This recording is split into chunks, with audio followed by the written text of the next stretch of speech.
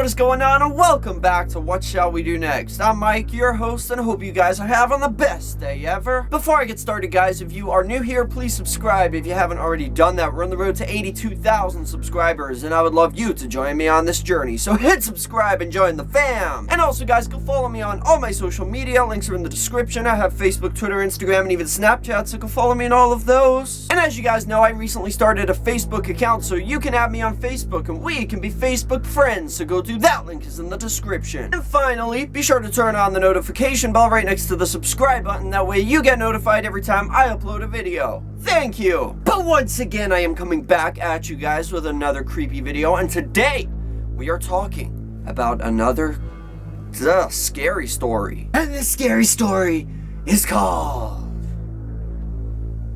Go to Sleep. So, the story of Go to Sleep is about this young boy who moves into a new house with his parents, and he is afraid of going to bed at night because he fears something evil is lurking in his bedroom. But enough of the jibber jabber, let's get right over to the story. Go to sleep. For a tired child, bedtime is always a happy and relaxing event when they can relax and drift off into a restful slumber.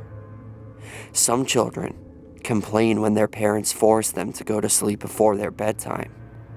For me, bedtime was always fearful and a terrifying event that I dreaded every night. My fear of sleeping began when I was 8 years old. My parents moved me into my own room. A small and narrow room at the back of the house, just large enough for a bunk bed and a chest of drawers. It had only one window, which looked out onto the backyard and didn't let in much light. It was the first time I had ever slept on my own, and from the very first night, I remember experiencing a strange feeling of unease. As I lay on the top bunk trying to fall asleep, I thought I heard a noise. I couldn't be sure, but it seemed to be coming from the bottom bunk. The room was pitch black, and the curtains on the window let in just enough light to make out vague shapes in the dark. At first, I wasn't sure what the noise was.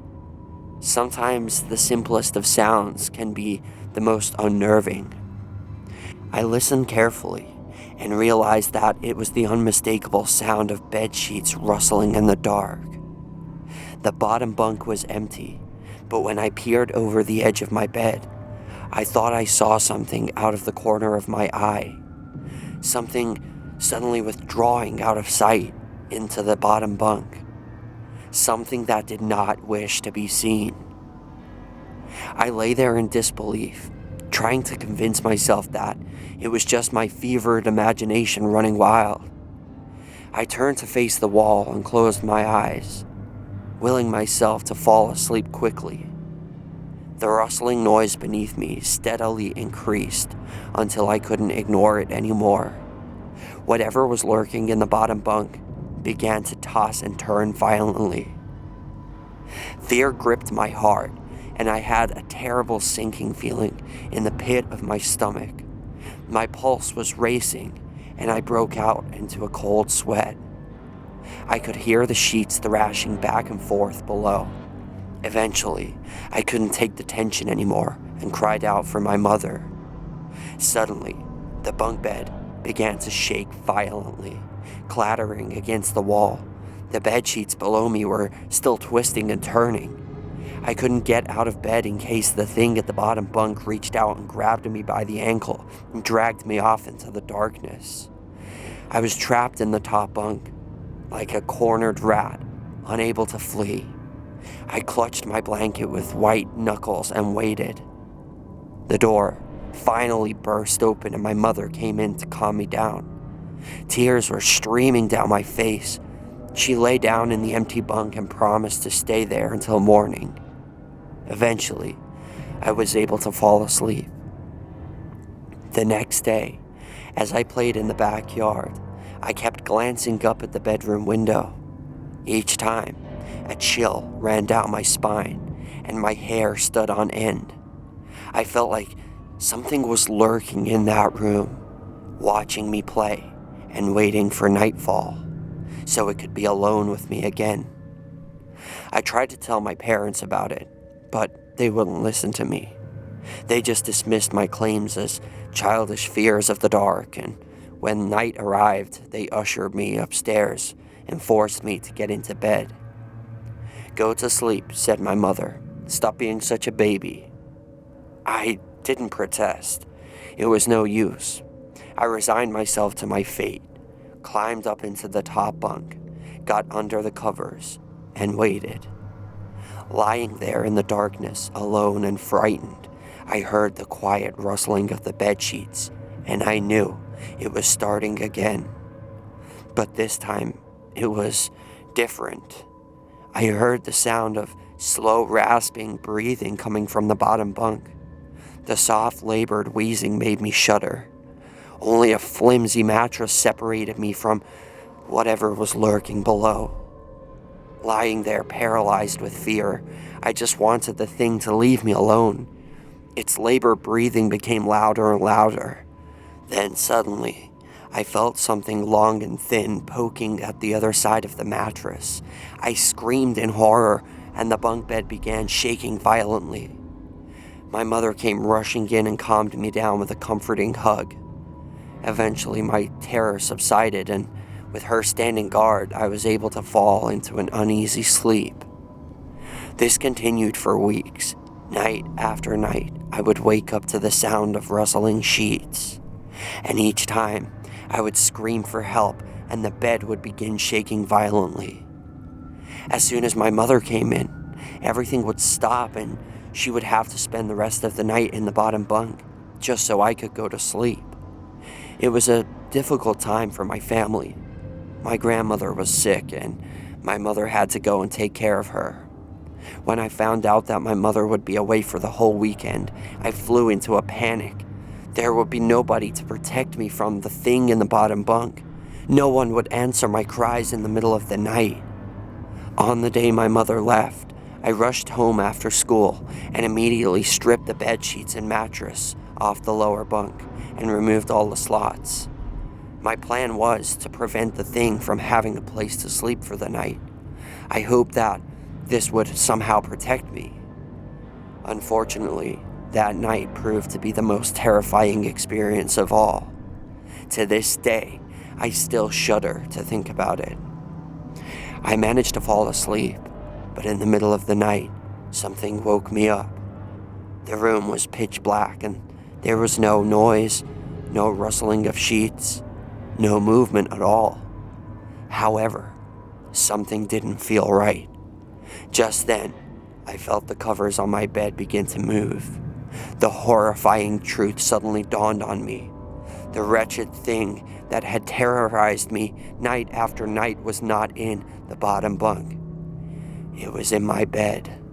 I opened my mouth and tried to scream, but nothing came out.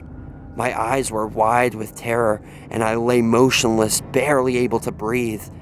I didn't want to let it know that I was awake. I could feel it lying beside me, something cold and slimy leaning against my right arm. It was lying under the blanket.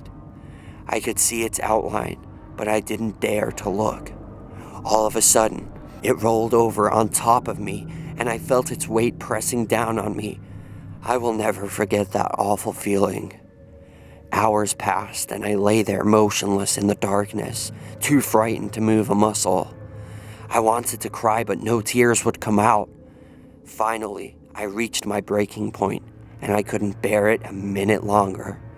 Ever so slowly, I tried to ease my way out from underneath it. Inch by painstaking inch, I shifted my weight, moving sideways. Just as I thought I was about to escape, it moved. Dear God, it moved. I felt a clammy hand reach across my chest and close around my throat.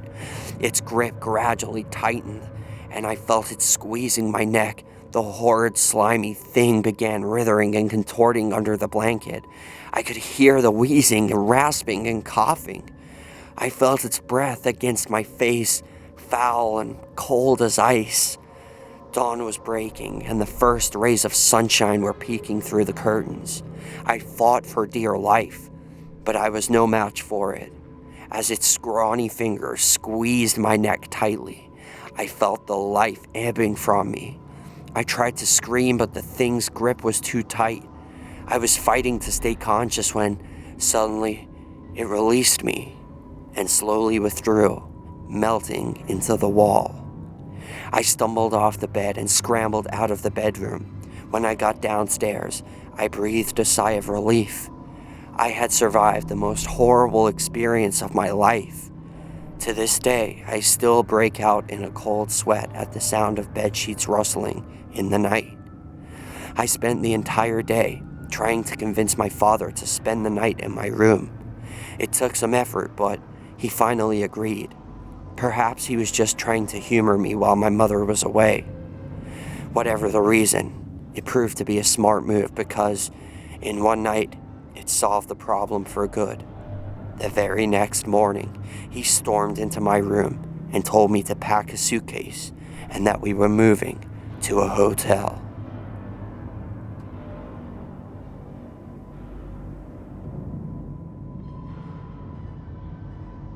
And that is the end of that. Holy crap, this was a terrifying story. I can only imagine what that kid was feeling, but I want to know what it was. What was this thing that, like, apparently it was like coming out of the walls? Like, it kind of reminds me of the witches in Penny Dreadful, if you guys have seen that.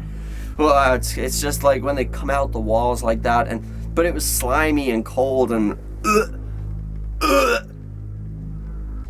I'm okay. But my question to all of you for question of the day is, what do you think this thing was? Do you think it was some kind of zombie, some kind of demon, some kind of like other unearthly creature? Let me know what you guys think in the comment section. That is question of the day. But thank you guys so much for watching. I hope you enjoyed this video. If you did, please slap a like on it. Let's see if we can go for 62 billion likes on this video. I would really appreciate that. And if you guys didn't see my previous video, wait till the outro comes on and you can click it right here to watch that. Or if you just want to watch another random one, click here and that will do the same thing. But remember, the most important thing of all, guys, chase your dreams. I love you all. Don't let anybody bring you down, and I'll see you guys back here tomorrow for another video. Peace out.